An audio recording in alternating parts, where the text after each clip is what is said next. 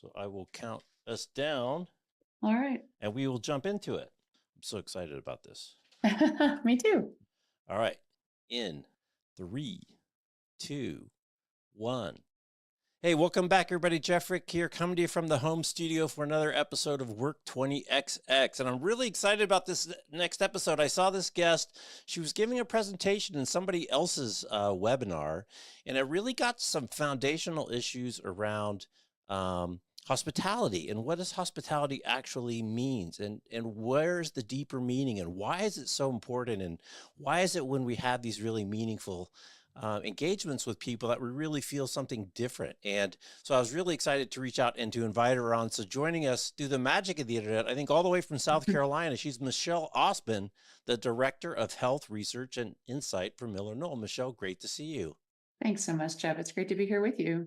Absolutely. So how did you go from just a little background hospitality and kind of social anthro people stuff, and now you're in design at Miller Knoll? How did that journey kind of come about? Well, I was trained as a nurse practitioner. I was a nurse and NP for about 10 years. Oh, you came at it from nursing. I did. I was a nurse practitioner and a nurse in the emergency department and neurocritical care ICU at Emory University in Atlanta. And I happened to be the client over 20 years ago and thought, my goodness, clinical people should have formal training in design.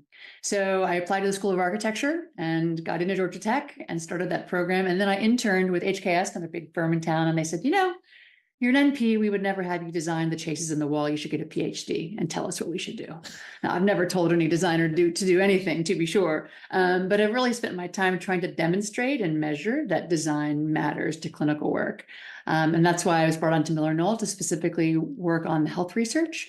And hospitality, of course, is something that healthcare cares quite a bit about. It's funny, the history of hospitality. Let's just get into it. And I think of Letitia and manners, and you think of the formality, but that's not really what it's about at all. It's much deeper. So I wonder if you can tell us a little bit about the history of it, and specifically doing the research, this really odd juxtaposition between someone who's a threat, and then now someone who's actually an obligation, morally, ethically, religiously, whatever you think. Really, that just a slight change in a couple of letters completely changed that word. Yeah, no, it's a fascinating notion. I, like you, like I think most of us, have thought of hospitality as something that the hotel industry owns. They talk about the Holy Trinity, food, beverage, accommodation. That is absolutely how I conceptualized it. And most healthcare institutions, and I think other businesses as well, think about it in those terms. You had the hospitality station, right? There is that person who's responsible for greeting you at the door, as if that somehow makes it happen. And I started wondering if that was really all there was to it, and started with a concept review going back to the fundamental literature, which actually comes out mostly from Europe, and found that it is actually deeply ingrained across cultures, across the world over time, as this fundamental set of values that all human beings share. And the interesting part is that, again, in continents where people have not seen others for 40,000 years, for example, the Aboriginal peoples in Australia, they have those same basic principles of welcoming the stranger, providing for their safety and security, yes, having the food and drink, wanting to hear about who they are and share of themselves too, and the obligation that exists to bring them in, and this crossing of that boundary, bringing them in, and what space means there. So there's also this architectural spatial component there to hospitality, which I hadn't really quite realized. So yes, it's a fascinating subject to think about, how hospitality really has been about the management of strangers. You could argue that that's where it derived from, and then the implications for us in the workplace and then in healthcare.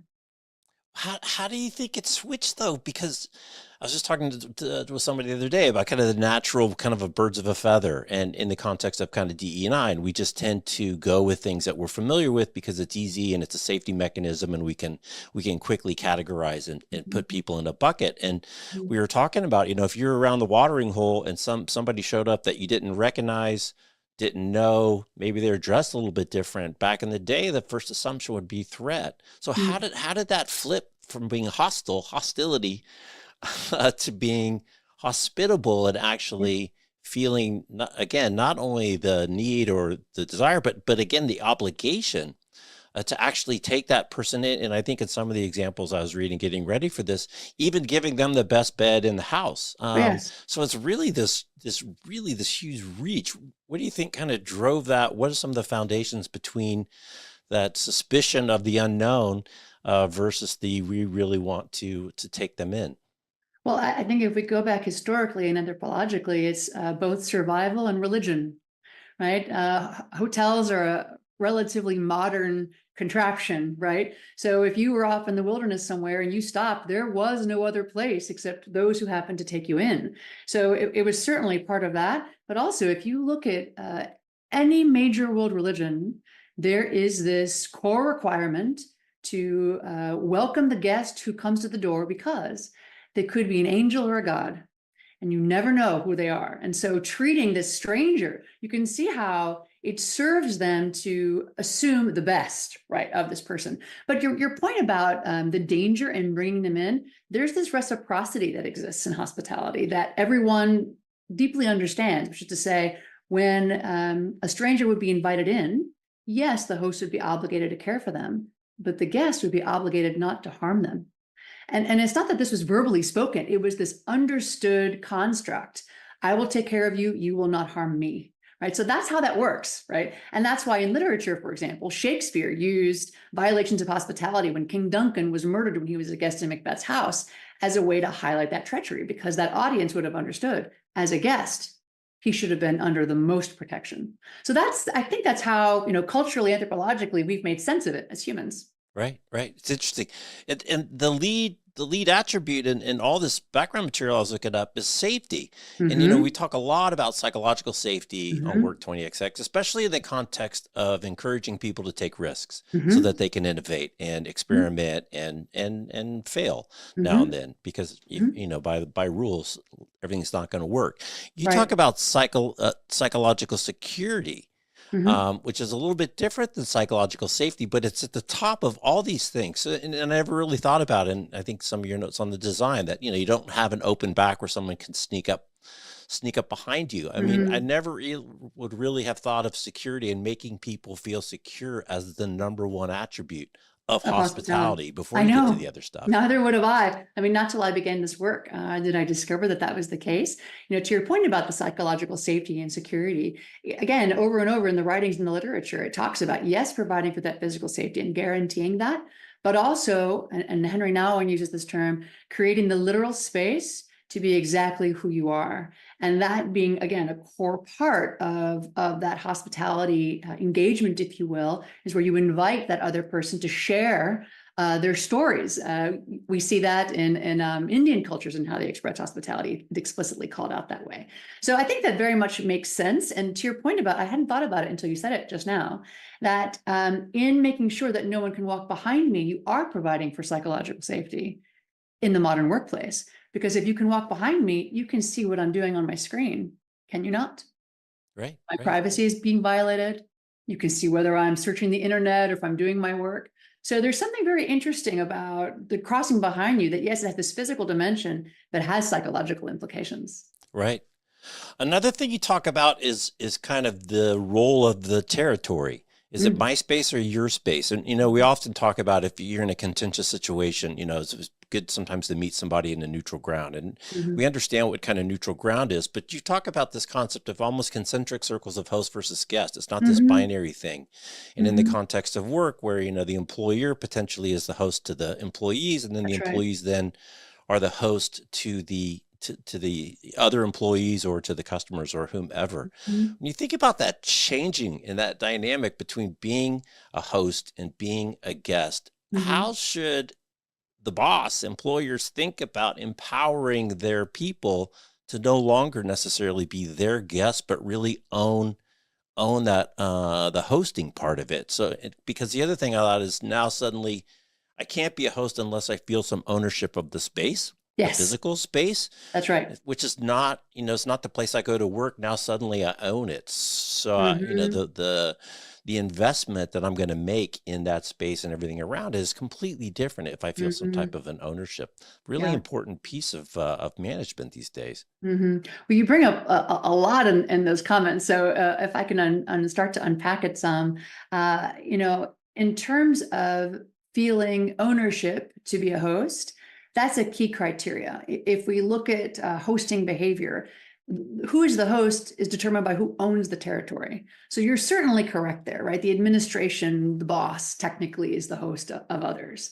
But Danny Meyer and others also talk about, in his book, Setting the Table, and some scholars also talk about that before one can demonstrate host to guests, for example, true guests, like a visitor, if you will, they must demonstrate hospitality to each other. So there is this sort of inter-organizational hosting that can take place. And to your point about, feeling like you belong, at Miller Knoll, I live in South Carolina, right? So I go into the office once a month, right? And when I'm there, yes, I have the right to go wherever I want. I'm an employee. I've been there many, many times. But am I a little bit of a guest? A little bit, right? Because I'm not there every day. And I do find that my colleagues who do go there every day, right, because they live in town, do take on that role to host me. Will remind me about something that is happening there, will help me find something if I don't quite remember because it's been a while. So you can see where the intra-hosting, if you will, between employees can also happen where there's a little bit of a shift of who is a full-time owner, if you will, what would you call it, a local, right, who really gets it, versus someone who's a little bit of a tourist, maybe a long-term tourist, right, on a nice work visa, but not quite there every single day. Right. Which kind of brings up this other concept you talk about too, which is the greeter or the concierge. And obviously Walmart probably made the biggest news when they introduced greeters some time back. Maybe they've had them forever, I don't know. Where it is like a formal role to actually welcome you into the space. And you've talked about kind of the concierge role being taken, as you just said, by the people that are the locals that recognize that you're not there. How important is that to integrate people and make, that investment pay off better because you have someone actually there to help people understand what's available to them? Well, I think if the general folks that are going to an office, for example, tend to be periodically there, then the role of the continuity, if you will, that's provided by that hospitality person becomes really, really important, right? Because they become responsible for knowing all the things that are collectively distributed within all the other people that come and go. So I think it really depends on the degree to which there is a consistent presence. Right, we certainly see this in healthcare even, where the doctors may come and go, but the nurses tend to be the ones that work on that unit every single day, and they, if you will, take on more of that hosting ownership role because they're there every day. So again, I think there's a time dimension to it, a comfort dimension, a density dimension to it. To really answer that question, it's a little bit case by case. Yeah, well, it's interesting in the healthcare example, and the thing I think about is when you're in the room and the nurses or whatever are coming in and out, and they knock, right? They always knock, knock, knock, I'm coming in, knock, knock, I'm coming in. So it's almost like this, have they in the act of knocking and asking to come into to the not the waiting room, but the treatment room.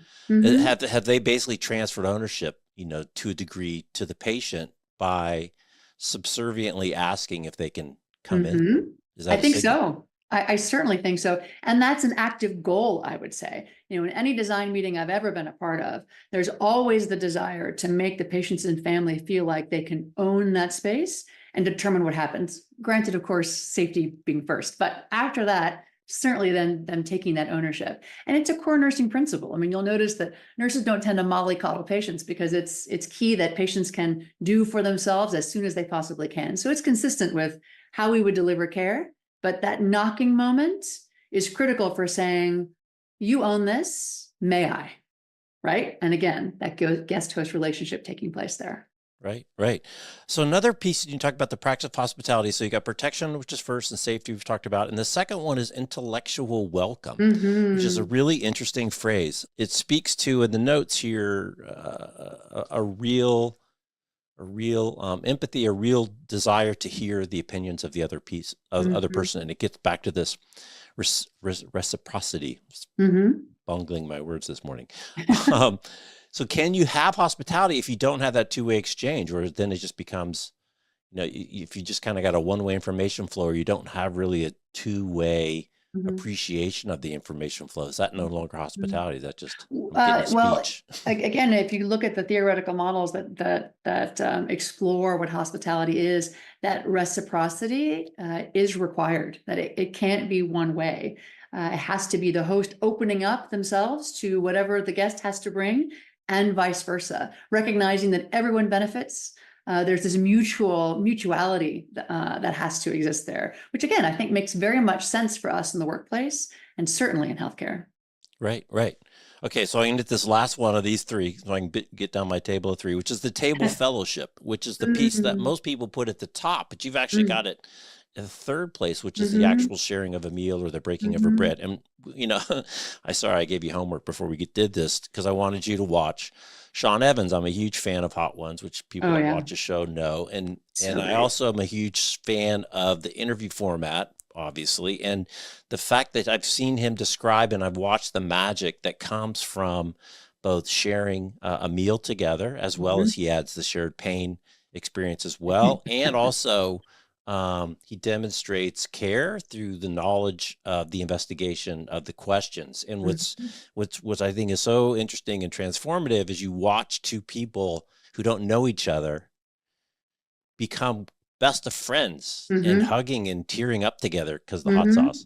In Mhm. 20 minutes, I think it's a pretty amazing demonstration of the power of breaking bread. I wonder if you can share more Mhm. from kind of the research. What is it that's so special about sharing a meal Mhm. together? Well, Woolley and colleagues did some of this work in 2017, and they did about 4 different experiments looking at this phenomena and found that incidental food, so being assigned food, which is exactly what he does, right? He gives them, they don't really have a choice about the hot wings. They're having the hot wings. Um, uh, Engenders trust and cooperation between strangers. And that's a phenomena that's been repeated over and over again. There is something about food as opposed to, and they test this wearing the same color shirt.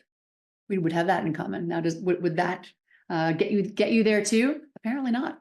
Something about eating the same food, even if it's assigned, does that for people. And they hypothesize it. Again, it has to do with breaking bread and this, fundamental trait of what it is to be human that does that. So there's scientific basis to why his work works. Right, right. And then the other piece you talked about is it has to happen at the same time. There's a temporal Mhm. component as well. It has to happen Contemporaneous. concurrently. Yeah. Um, which is easy to understand sharing a meal, but there's two like huge trends right now that I want to get your take on that Oh, are really sure. going against the power that you're offering Yeah. through this hospitality. One is the increased asynchronous time that we all spend Yeah. together, whether that's text or email or Right. changing messages, right? So the amount of time that we're together is less as a Hmm. percentage of the total, even within a work context, right? As more and Hmm. more of the work moves to asynchronous. And then the other piece is digital versus atoms, right? It's electrons versus being together. And I had a really interesting conversation with someone the other day about, what does in real life mean? What are we in real life together now?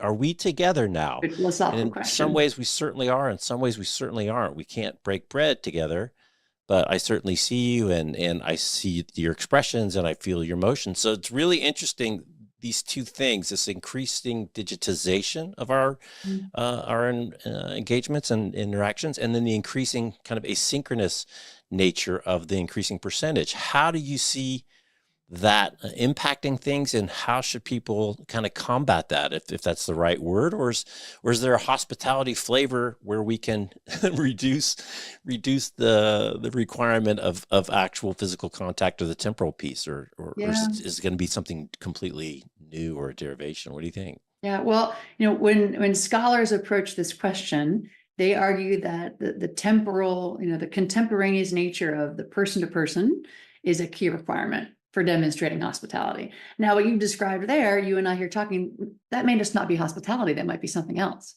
right? Which is Right. okay, right? It just may not be what we deeply as humans would understand to be hospitality. Now, I think there's power in that, right? There's power in something that is so human, I cannot articulate it or explain it, but every human on the planet feels it, right? There's something about that, right? That I don't know that 50 years on computers are going to overcome millennia of evolution, right? Right. So there is that magic that happens when you have the in-person. And I think we all recognize that. And there's data everywhere talking about how the relationships are certainly better when you're in person.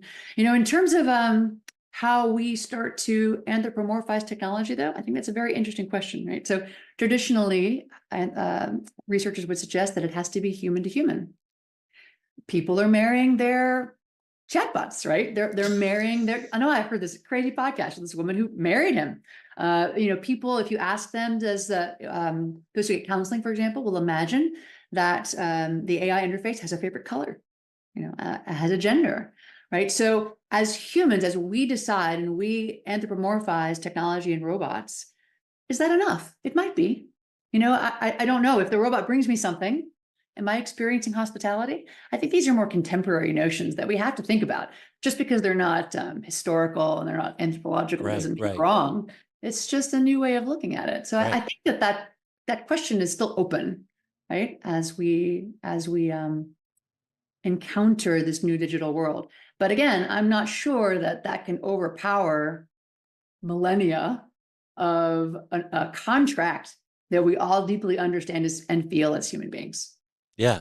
No, I don't know if it's a replacement or substitute. I just wonder if how it gets integrated in, right? If you're a digital native in the way that you interact, you didn't get Letitia Baldridge's book from your grandma on the right way to set the table, and you didn't follow, kind of formal rules and ways, and you're used to communicating, say, in more of a digital format that is usually more async, will some of the attributes that have come from that, deep in our brain, socialization, can those be achieved via, or portions of them be achieved via some of these digital means or some of these alternative means? Well, I suppose I have a question for you. Do you think digital natives, I think about, my college age children, digital natives, are you then supposing that they prefer digital non-in-person contact first?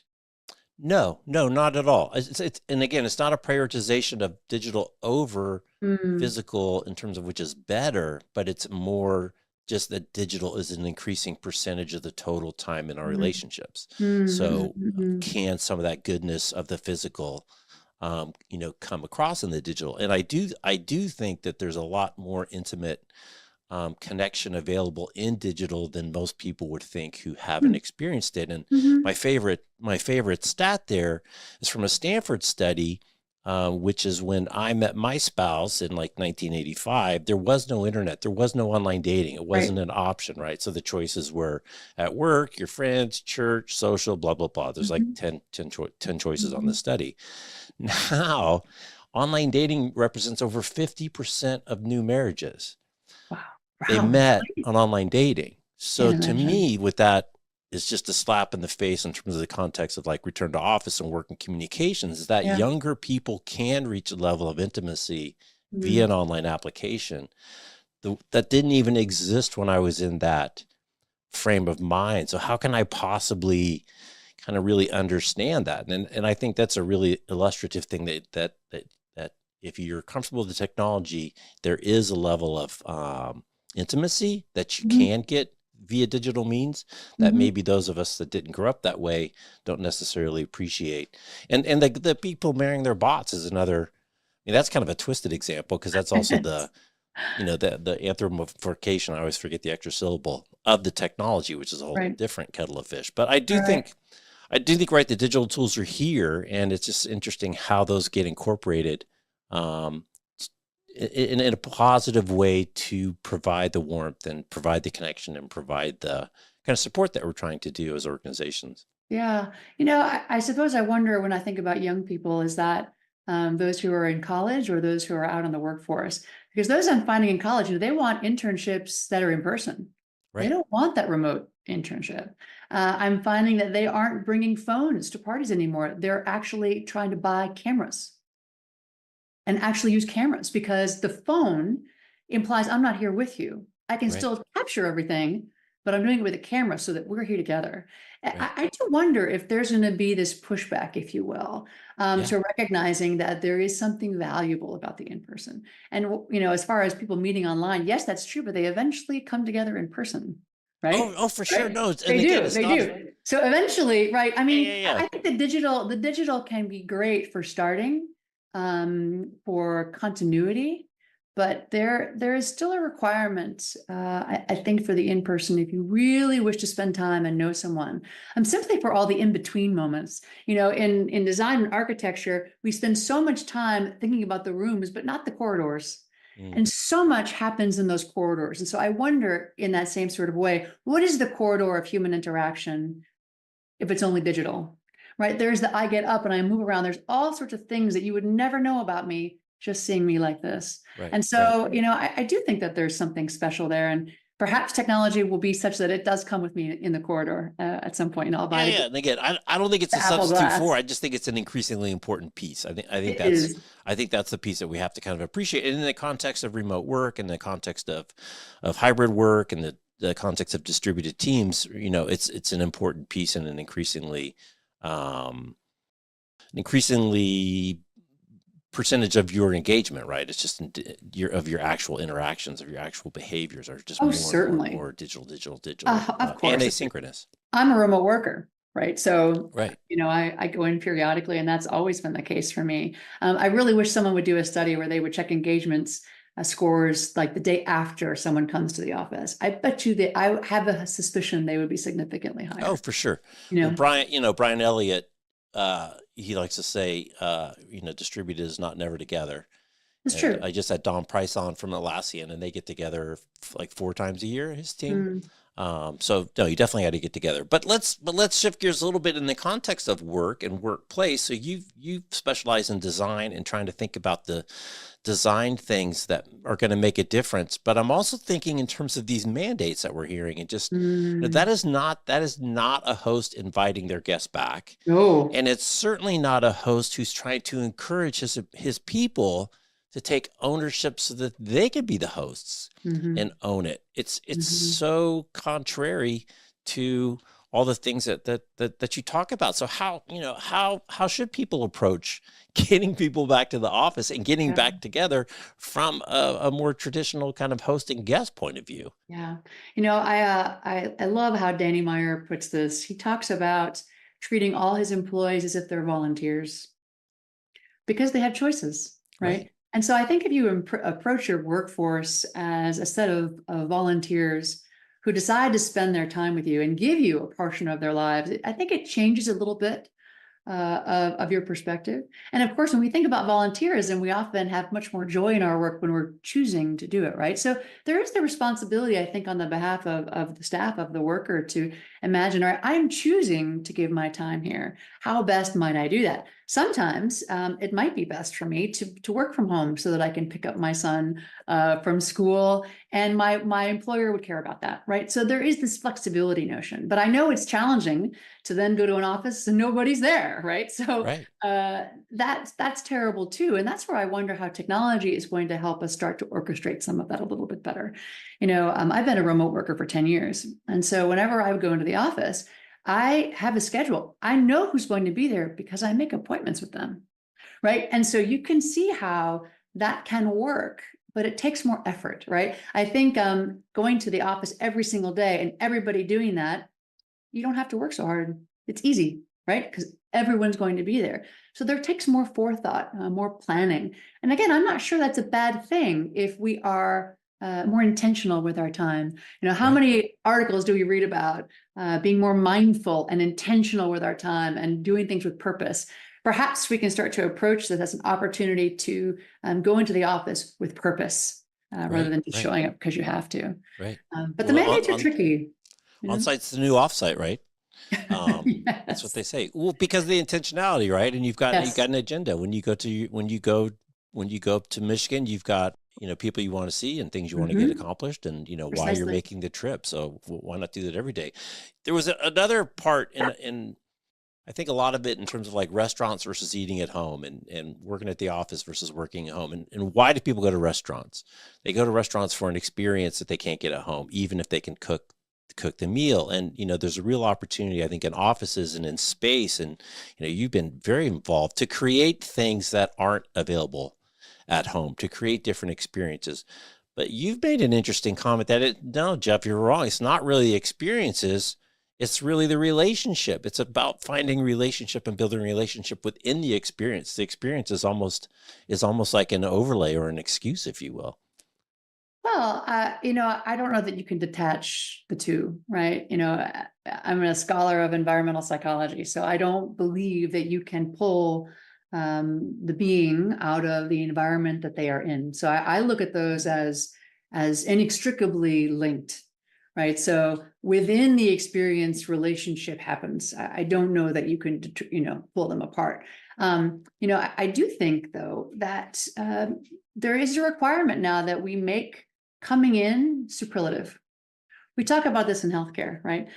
For example, so much of what we do can happen in your home, right? So then when you come to the office, there has to be something really special that you're there for. Otherwise, why, right? So perhaps that's just coming to the office in the same way that it's been that way for healthcare for quite some time, that there is this obligation to make it something special, something I cannot do otherwise, right? And I think organizations could even have rules around this. Certain things should only be done in person. We do that in healthcare, in part because of the physicality, right? You Right. can't get something out of someone's ear necessarily remotely, right? Unless you're especially skilled.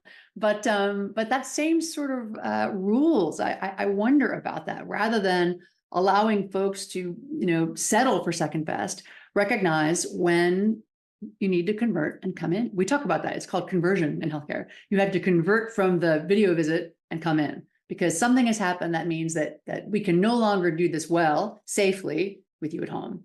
What is that for workplace, right? That we can no longer do this well to the benefit of the organization, the benefit of the person, that they come in for that purpose. And the restaurant example, I think, is a nice one. We use that in healthcare too.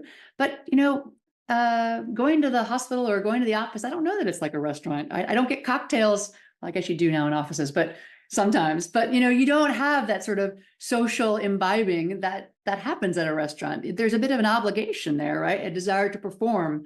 It doesn't quite exist in a workplace or in healthcare, where it's a sort of work associated thing. So, I think considering that notion as what should and could happen are two very different things.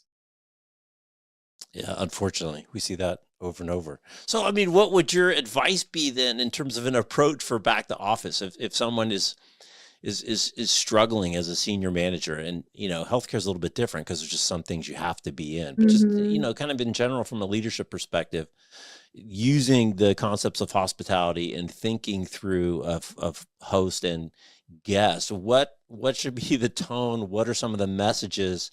What is the way you structure your even though you talk about kind of what's your real motivation, even if your real motivation is just to get people back, how would you structure that conversation to help people see it as you're being invited back as a guest, or I'm Right. inviting you back because I want you to be the host and and be proud Mhm. of the space, as opposed to come in now, Right. we're watching your bed swipes or your Right, right, keystrokes or right, whatever. right, right.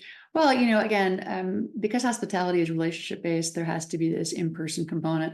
I think it needs to be replicated by the leadership.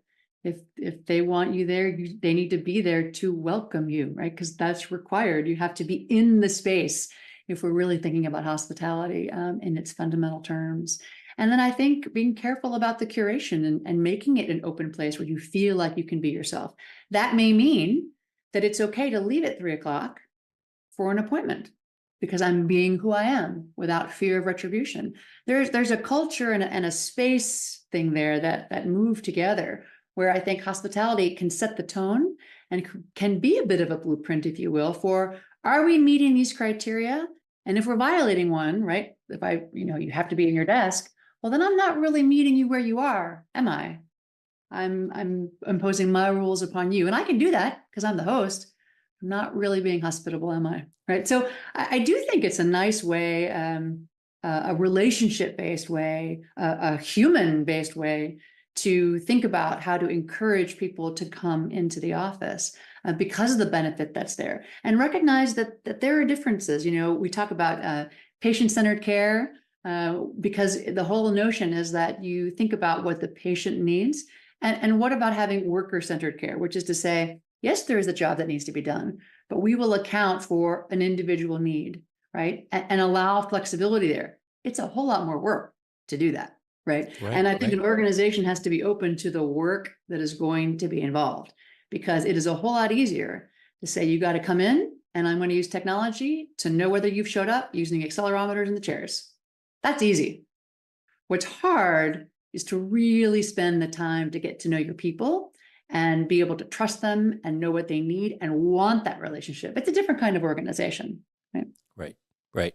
I want to get your take as a nurse and being in healthcare, because nurses have, like, I don't know, the hardest job in the world. It's certainly got to be up in the top five, if it's not one of the top. And it's a really interesting place where there's this kind of crashing between technology and high stakes engagements, and still really human. I mean, as human as it can be. And nurses are the ones that are really kind of at that intersection point. And you see kind of this influx of technology and all this change, but then you've got the design.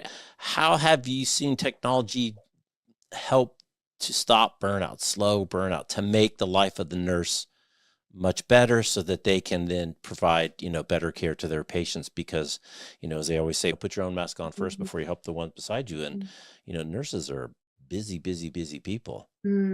Well, I think you wouldn't find a single healthcare provider that would say technology has necessarily made it better, right? It's certainly arguably made it safer, right? Because we have this continuous medical record that is fantastic, and we have the monitors and what have you. But there's a lot of work on the fatigue associated with constantly hearing beeps, and not being able to rely on this natural perceptual apparatus we have on our bodies called eyes and ears, right? That allow you to naturally appreciate what's happening around you. So technology is both a burden and a gift, I think, in that case. For burnout, I'm doing work right now with Dr. Deborah Wingler at HKS, and we're exploring burnout in nurses and adding or going back to a different conceptual model for burnout, which includes fatigue. Christina Maslach's method of viewing burnout doesn't include this physicality to it. And right, when you're tired because you haven't slept and you're hungry and you've been walking a whole lot, you don't have a lot of emotional wherewithal to deal with what have you, right? Which is the component of burnout. So we're trying to explore what are those other dimensions of burnout that are there. And for nurses, certainly there's this physicality component that exists there. And I would imagine that also exists for workers of all kinds, right? Offices or anywhere. If you're tired, if you're hungry, I mean, the reason why memes like that exist are because they are true, right? So, there is this need to care for the body that we have. We are not floating around creatures without this biological component there that has this need. So I think the burnout question is challenging with technology, and there is movement within the industry to try to decrease the number of beeps and to make the technology less obvious, because it does create another distraction, right. In the room. Because what the patient really wants, and we know that patient satisfaction is linked primarily to the quality of the conversation with the nurses. It's not technology, it's not doctors even, it's nurses. Right, So, right. and the face-to-face, right? Because it has to be face-to-face. So I do think, again, that comes down to who we are as human beings, desiring the face-to-face, that someone sat with you, listened to you, helped you. Workplace, That's great. healthcare, anywhere. So we're getting to the end of our time. I just wanted you to share, from a design perspective, the impacts that design can have for people that aren't quite sure and don't really understand it. Both conscious design elements, as well as unconscious design elements. I was talking to somebody the other day, talking about sound and soundscapes, and you talking about scapes, different type of scapes, landscapes, the different rooms, and how design can really have a positive impact. And maybe a couple of examples where you can make a difference through intentional design and intentional setups to make the workplace a better place. Oh, certainly. I mean, there's those ones we're all familiar with, right? Natural light, temperature, the overall service-scape, if you will, I think is the term that's Service-scape, often that's used. Yes, yes. There's a lot of evidence and research behind that. I'm a big supporter of where it exists, using research to demonstrate and back up whatever you're doing from design. But aside from the service-scape components, there's a lot that, again, goes back to who we are as humans. And a basic one is access and exposure, right? Being able to stand on the mountain and survey who's out there who could potentially get you, and not having anyone behind you, right? Those are very basic concepts but serve veterans who are taught never to allow someone to move behind you. So you would never put seating on an open corridor, or as we talked earlier, having your screen be to the corridor. We were doing some observations some time ago. The administration could not figure out why no one would use this particular glassed-in spot. Well, because your screen was facing the corridor, everyone could see what you were doing when you were walking past. So some things are very much about privacy, about what we call architectural privacy, which is the visual, the acoustic, what have you, informational. And we can design for things like that. We can use something called space syntax, which essentially tessellates a floor plan and allows us to use graph theory to measure the likelihood of finding other people, seeing and being seen. That can all be done with a 2D floor plan, and you can start to anticipate what your layout is going to provide for you. Again, all very science-based. So I just think that, yes, design can be delightful. And there is this, intuitive sense of beauty that we should bring to design. But there's also a great deal of science behind what we do in design that can make a demonstrable difference in the outcomes we're looking for in the workplace. We just have to work with people who know how to measure, right? Right. I do think that badge swipes are the basest of ways that we can measure success. There are other more complex ways that I think might get closer to what we're looking for, right? When you walk into a space and it feels good, Mm. is that tied to something else? Is there functional, concrete things that generally correlate to the feeling of it feels like a great space? I'm not quite sure why, but Mm. this feels like either a warm space, an inviting space, a comforting space. Does that correlate one to one, or is there some, I don't, obviously not causal, but correlative relationship between that? Yeah. I hate to say that so often it is individual to the person, but yes, I mean, generally speaking, being able to see what is available to you, having what we would call an intelligible building layout, so that the building naturally communicates, this is the way to main things, right, on the way. I mean, you can make layouts that are like rabbit holes and you will never find your way in or out. And casinos are like that, right? Right. And they do that on purpose. If you want to talk about science and building design, look at a casino. That is exactly how they are created, right? So I do think that there are ways. Now, there is this wonderful notion called ambient belonging. It comes out of Stanford, where they were looking at students and whether or not they wanted to be part of a computer science academic program. And they had two different layouts. One that was overtly masculine, and right, you can disagree with what they chose to be overtly masculine, but things like Star Wars, and my girls would be offended by that because girls can like Guardians of the Galaxy too and Star Wars too, but overtly masculine and ones that were more neutral. And overall, the girls chose to be in the computer program that was not overtly masculine. And the whole notion there, I'm simplifying the story, but the whole notion there was that the more neutral environment communicated to them, there are others like me here. They didn't see anybody else. This isn't having women walking around, women faculty, nothing that. This is the environment communicating there are others like me here. And so I do wonder where, when we think about pattern and color, which is very cultural, when we think about affordances, like whether or not there's a chair that can hold me or one I can get up from easily, or a height that works for me, right? Is it communicating this is made for me? The belonging part, I think, is a big part there. And we're starting to develop measures for that. It's very much the science in its infancy, at its beginning. But definitely there is something there, right? You walk in and you're like, huh, I can be at home here, right? And I think we're working on the science behind that. Awesome. Well, Michelle, what a treat. Thank you for spending some time with me today. It's such an interesting concept, and I think it's so, so powerful because, we're emotional beings. These are the deep-seated things and deep in the brain that you don't take a lot of conscious effort to think about. But like you said, they've been in there cooking for thousands and millions and generations and generations of people developing. So love to tap into that. Oh yeah, no, they are. Jacques Derrida in 2002 said that culture is hospitality itself, right? That there is no culture without a culture of hospitality, right? It is who we are as humans.